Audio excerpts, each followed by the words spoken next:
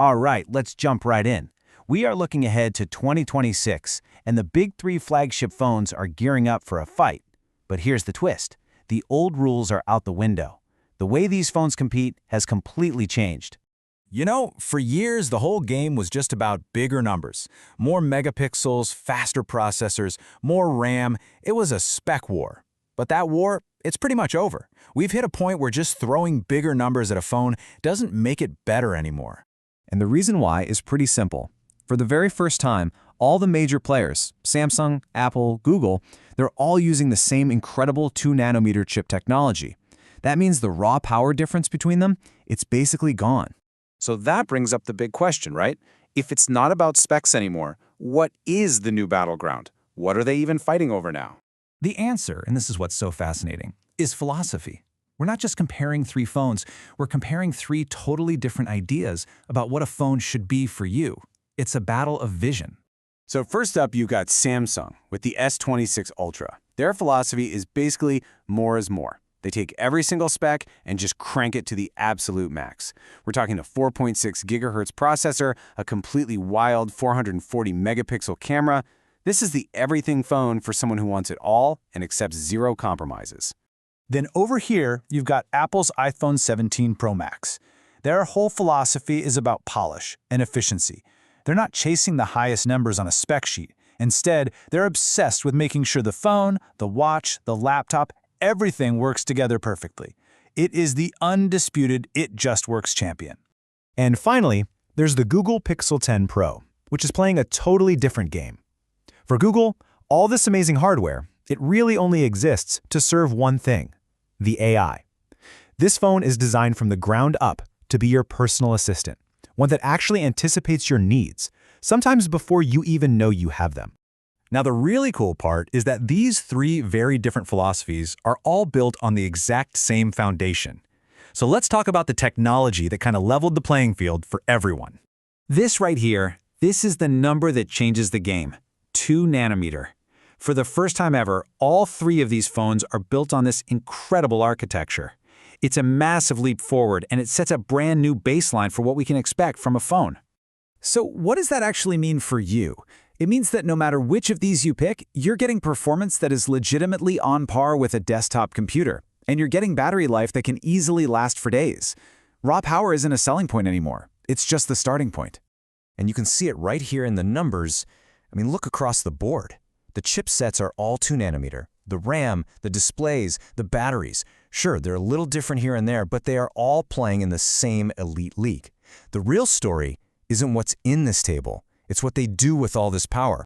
And there's no better place to see that difference than with the cameras. The old megapixel war is done. Now it's a battle of ideas.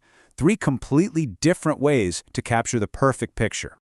Okay, so here's the breakdown. Samsung goes for the data approach. They use that insane 440 megapixel sensor to capture as much information as humanly possible, so you can edit and crop like crazy later.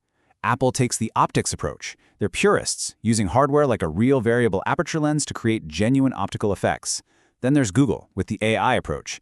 They use AI to basically reconstruct and perfect the photo, sometimes even fixing reality for you. And these ideas lead to some incredible features. Check this out. Samsung's AI Respace lets you literally change where the light is coming from in a photo after you've taken it.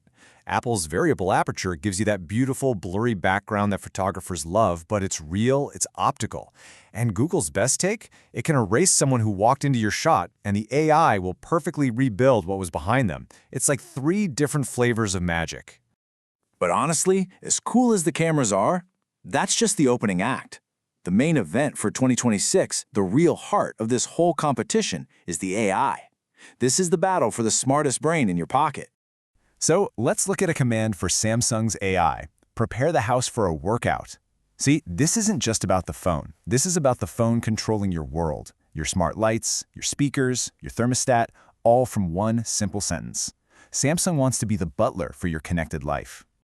Now compare that to Apple. Find the receipt from last Tuesday, summarize the taxes, and email it to my accountant. This shows Apple's strength perfectly. It's about a deep, private, and secure understanding of your data. It can find a file, understand what's in it, and act on it, all without that data ever leaving your device. And then you have Google's Gemini, which is on a whole other level of proactive. You don't even ask it a question. It sees an email about a flight delay, understands you have a problem, and then proactively solves it by finding you hotels. It's an assistant that's always working for you in the background. So this really brings it all down to a simple choice. What kind of assistant do you want? Do you want the butler, like Samsung, who can control your smart home? Do you want the private secretary, like Apple, who handles your personal data with total security? Or do you want the proactive advisor, like Google, who's always thinking 2 steps ahead of you? Okay, so we've looked at the level playing field of hardware, the different camera philosophies, and this epic battle of the AI brains. Let's get down to it. Let's figure out which of these phones is the right one for you. Let's break it down really simply. You should go for the Samsung Galaxy S26 Ultra if you're a power user who demands the best of the best in hardware. The best screen, the most flexible camera, all of it. You should choose the Apple iPhone 17 Pro Max if you're deep in the Apple ecosystem, you value pro-level video, and you care about things like resale value. And you should get the Google Pixel 10 Pro if your #1 priority is having the absolute smartest, most helpful AI assistant in the world. But hang on. There is one last really crucial piece of this whole thing: privacy. Because when these AIs have access to your entire life, you have to be able to trust them. And that's the new frontier. Each company is tackling it with serious hardware-level security, from a physical AI kill switch on the Samsung, to Apple's super secure cloud, to Google's sandboxed private space. And that really brings us to the big takeaway here. In 2026, when you buy a phone, you're not just buying a piece of hardware. You are buying into a philosophy. You're choosing which company's vision of the future you want to live in. Which, of course, leaves us with one last question to chew on.